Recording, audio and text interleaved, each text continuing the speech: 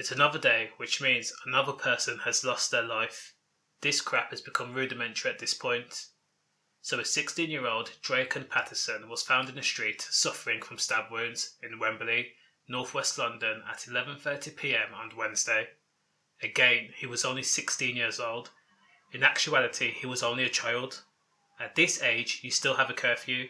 You can't legally drink, you can't legally enter a nightclub, and you definitely can't legally go on your first adult holiday. These are all the things he will never get the chance to experience now, all because 4 people decided to end his life ruthlessly. Now bear in mind this sad situation happened only 4 days ago, and in that short time space, police have been able to establish that not only was the 16-year-old stabbed to death, but he had a car driven at him before 4 people clambered out of the car and chased him down. They chased him down with the intent to kill. Now what I can't really understand is, how can you hate a person so much that you want to end their life in this way? How can you hate someone with so much passion to believe that you're going to do whatever it takes to kill that person? That is some sick, sick vendetta.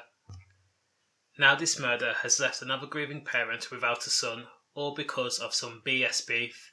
Or it could be a case of mistaken identity, or it could be a case of a gang affiliation. Who the hell knows? And the most important thing is, that doesn't even matter why he was killed. The fact is that another person was ruthlessly murdered. Again, the issue is another young person has lost their life, and for what? What does 16-year-old Drekwon Patterson dying accomplish? So, Detective Chief Inspector Richard Leonard has offered a plea to get the local community to provide witness accounts as to what exactly happened to the teenager. In a prepared statement, he said, "I need to hear from any witnesses or anyone with information about the tragic murder. If you know anything that may be significant, please get in touch." In order to jog some people's memories, police also released CCTV images of a black Ford Mondeo that they believe was used in connection to the 16-year-old murder. This car was seen driving away from the scene of the crime and later found burnt out in Silver Jubilee Park. In fact, 4 people were seen getting out of that same car after it had driven at Drekwon, and the 4 people are believed to be the ones responsible for this sad murder. Again, Detective Chief Inspector Richard Leonard went on to say, "I believe this car was used in an initial attempt to injure Drekwon in a collision on Preston Road."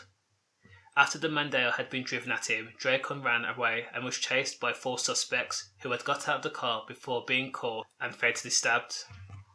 He also went on to say, "The car is key in a key line of inquiry," and described it as a fairly large vehicle and quite old, so it would have been noticed.